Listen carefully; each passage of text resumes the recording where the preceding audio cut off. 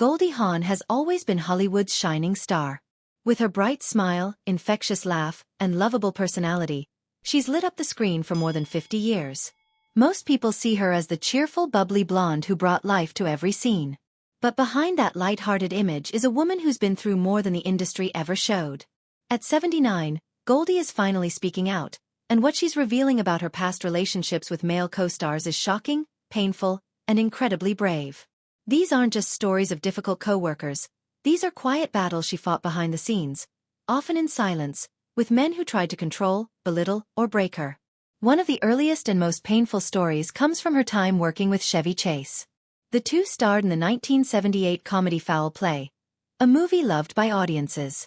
But behind the camera, the mood was far from funny. Chevy was already riding high from his fame on Saturday Night Live, and his ego was out of control. He constantly changed lines during filming, ignored the director, and treated the crew with no respect. Goldie, ever the professional, tried to keep things light. She cracked jokes, boosted morale, and smiled through the tension. But it didn't take long before the cracks started to show. People on set heard her whisper that Chevy was not funny when the cameras stopped rolling. He's just cruel. Chevy's behavior became unbearable. He sulked when Goldie got laughs. He balked at crew members. He mocked Goldie's lines and demanded they be changed to spotlight him instead. His arrogance showed in every move. He even told a producer, "She's lucky to be in my orbit," like she owed her success to him. By the end of filming, the two barely spoke. Goldie began asking to rehearse alone just to avoid him. Though the movie was a hit, she turned down every offer for a sequel. The damage was done, and Goldie made it clear she would never work with Chevy again.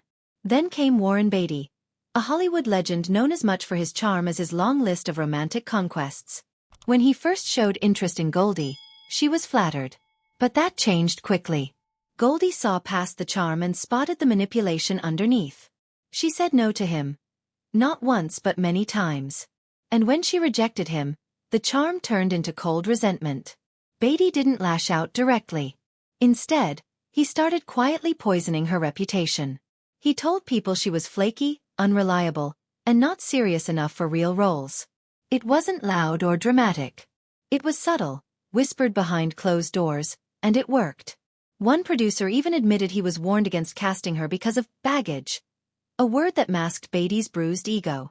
Goldie never confronted him publicly. She didn't need to. Her actions said it all.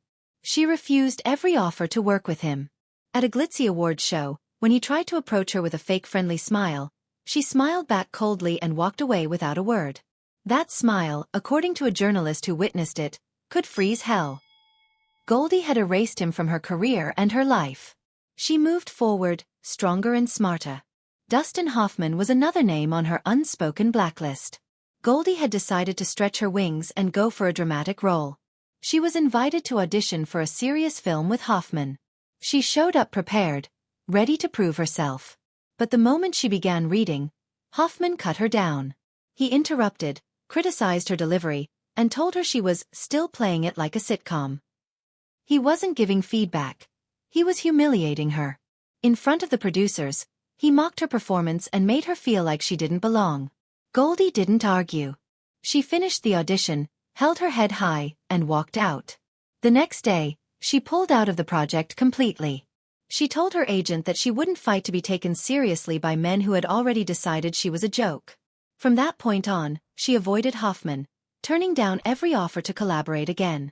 She later wrote in her journal, "He tried to shrink me. I won't let him."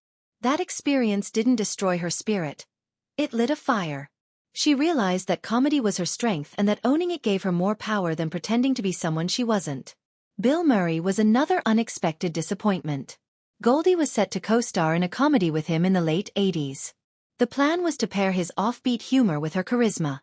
But during the first table read, Murray's behavior turned the room sour. He arrived late, barely acknowledged anyone, and immediately began tearing into the script. He changed lines, mocked the writers, and made snide comments. Then, in front of everyone, he looked at Goldie and said, "Why don't you try acting like you've done drama before?"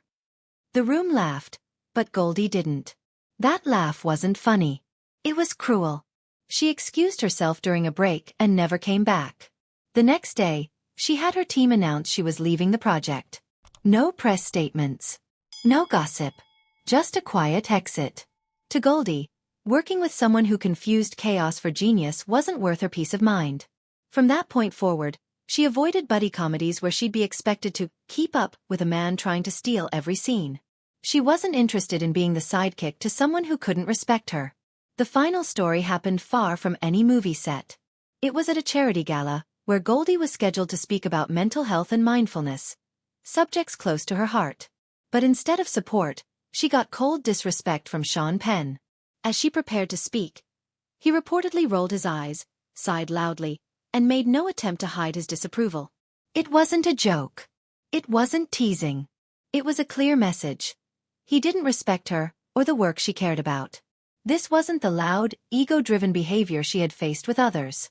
This was worse in some ways. It was quiet, calculated humiliation, done in public, in front of peers.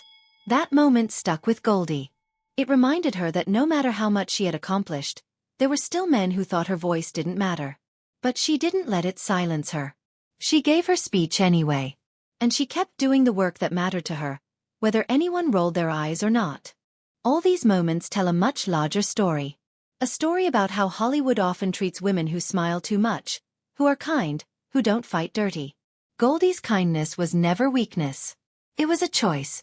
A difficult one, especially in an industry full of egos. Men like Chevy Chase, Warren Beatty, Dustin Hoffman, Bill Murray, and Sean Penn saw that kindness and thought they could take advantage of it. Some tried to overshadow her, others to humiliate her. But none of them broke her. Goldie Hawn didn't name names in interviews. She didn't start feuds or point fingers on talk shows. She didn't need to. Her actions, her choices, and her quiet strength said everything. She simply stopped working with people who drained her spirit. She carved out her own path and built a career that didn't rely on anyone else's approval. When studios pushed her toward projects she didn't believe in, she walked away. When co-stars tried to outshine her, she let her talent speak louder. What makes Goldie's story so powerful isn't just what she survived, it's how she handled it. With grace. With silence that spoke volumes. With boundaries that protected her peace. She never begged for roles or asked for apologies. She kept moving forward, proving with every step that respect is earned not by shouting, but by standing tall and never backing down. At a time when many women were forced to stay quiet, Goldie quietly refused to be mistreated. She didn't expose every detail back then. But now, decades later, her words carry weight. They reveal the cracks behind Hollywood's golden image. They show the cost of being a woman who knows her worth in a world that often forgets it. And most of all, they remind us that strength doesn't always look like a fight. Sometimes, it looks like walking away without a sound and never looking back. Goldie Hawn's story isn't just about the men who tried to bring her down. It's about a woman who chose her own path, who kept smiling even when it hurt, and who proved that true power is quiet, calm, and impossible to shake. Her experiences are now part of a larger conversation. One about dignity, equality, and the quiet strength it takes to survive in an industry that doesn't always play fair. If this story moved you or changed the way you see Hollywood's Golden Girl, share your thoughts below.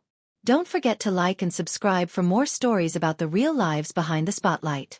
Your support helps bring these important stories to light, and we'll be here with more truth, more insight, and more voices that need to be heard.